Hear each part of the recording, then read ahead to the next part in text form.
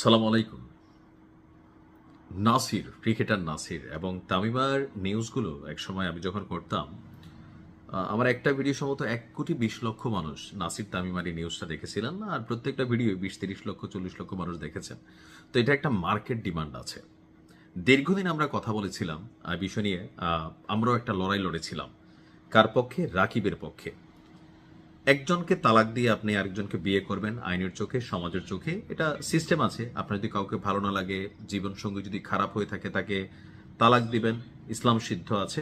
আপনি অন্য কাউকে বিয়ে করবেন। তবে আগের স্বামীকে ডিভোর্স না দিয়া বা অন্যের বউ যিনি আছেন তাকে ডিভোর্স না করাইয়া নিজের বউ বানানোর যে খেলাটা, এই খেলায় ক্রিকেটার নাসির এবং তামিমার দীর্ঘ আইনি লড়াই শেষে, আর যিনি আইনজীবী আসলেন আমার ইশরাত আপা, ব্যক্তিগতভাবে ওনার সাথে আমার অনেক কথা হয়, সুপ্রিম কোর্টের আইনজীবী, এবং কি ক্রিকেটার তামিম নাসির এবং তামিমার মামলাটা রাকিবের পক্ষে তিনি লড়াই করছেন যেন একটা সুনিশ্চিত একটা শাস্তি হয় বা সর্বোচ্চ লেভেলে একটা শাস্তি হয়।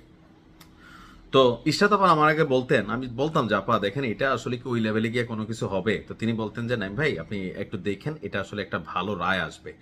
তো সেই দিনক্ষণ শেষে আইনিভাবে বিচ্ছেদের আগেই নতুন করে বিয়ে করার অভিযোগে ক্রিকেটার নাসির হোসেন এবং তার স্ত্রী তামিমা সুলতানার বিরুদ্ধে যে মামলা হয়েছিল, সেই মামলার যিনি আইনজীবী ইশরাত আপা, তার বক্তব্য হচ্ছে যে বাংলাদেশ আইনের দণ্ডবিধির 497 ধারা অনুযায়ী যদি কোনো ব্যক্তি অন্যের স্ত্রীর সঙ্গে সেই নারীর সম্মতি সাপেক্ষে সম্পর্ক স্থাপন করেন তবে তা হবে ব্যভিচার। এর শাস্তি সর্বোচ্চ 5 বছরের কারাদণ্ড।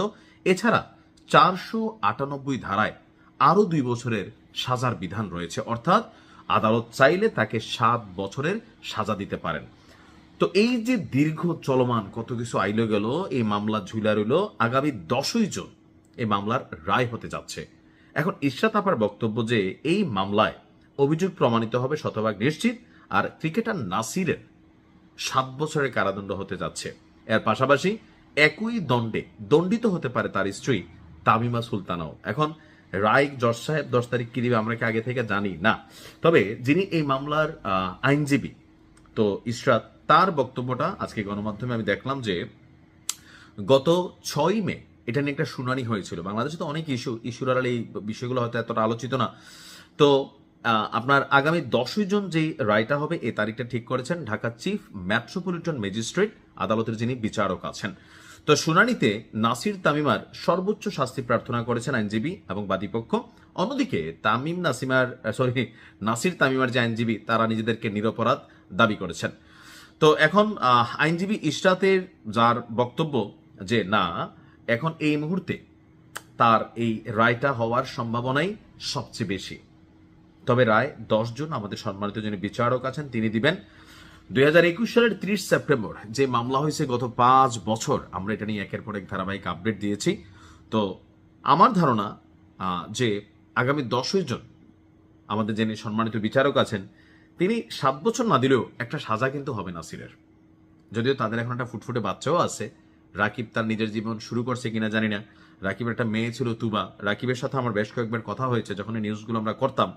তো সবকিছু মিলিয়ে দেখা যাক 10ই জুন কি হয়। তবে আইনজীবী ইশরাতের বক্তব্য 7 বছরের সাজা নাসিরের হবে। এখন এটা জজ সাহেবের ইস্যু, তিনি 2 বছরও দিতে পারেন, 5 বছরও দিতে পারেন, বাট সর্বোচ্চ সাজা হবে। ভালো থাকুন। আসসালামু আলাইকুম।